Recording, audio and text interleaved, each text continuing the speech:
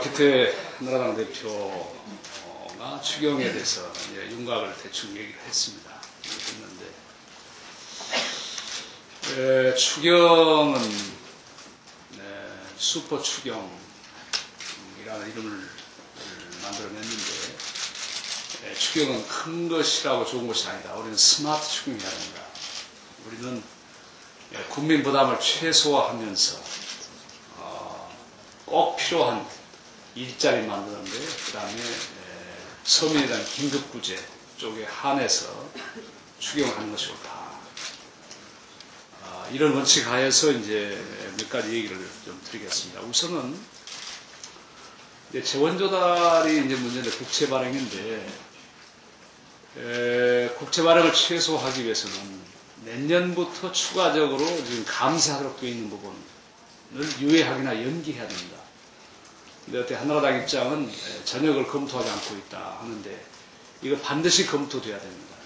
세 가지 이유 때문에 그렇습니다. 우선 첫 번째 이유는 이런 대대적인 감세안을 내놓을 때는 작년 상반기였습니다. 작년 상반기만 해도 세수가 초과로 들어왔던 때 너무 돈이 많이 들어왔어요. 그 당시만 해도. 그래서 세수 초과분에 대해서 좀 돌려주자 국민들에게. 그래서 감세안을 그 당시에 제출했던 겁니다.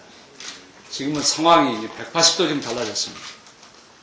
그래서 감세는 내년부터 시행하는 부분에서 연기하는 게 옳다. 두 번째 이유는 당초 이런 감세를 낼 때는 감세를 하게 되면 그만큼 소비가 늘어날 것이다. 이런 가정하에 감세를 내놨던 겁니다.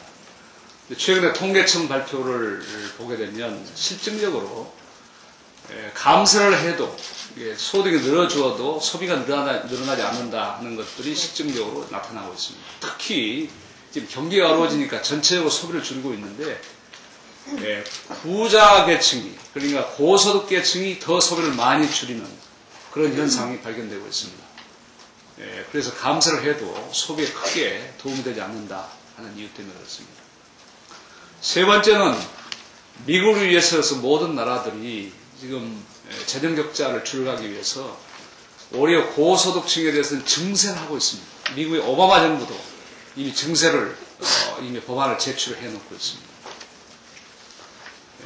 우리나라도 재정 적자를 줄이기 위해서는 불가피하게 내년부터 인하하기로 했던 그런 감세안을 철회해야 됩니다. 당분간 연기해야 됩니다. 적어도 고통이 터널을 벗어날 때까지는 유효할 필요가 있다. 이 내용을 좀 말씀드리겠습니다. 오늘 법안을 제출할 예정인데요. 우선 두 개의 법안입니다.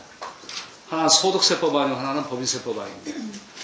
내년부터 소득세 법안이 8,800만 원 초과분에 대해서 현행 세율이 35%에서 33%로 2% 낮추도록 되어 있습니다.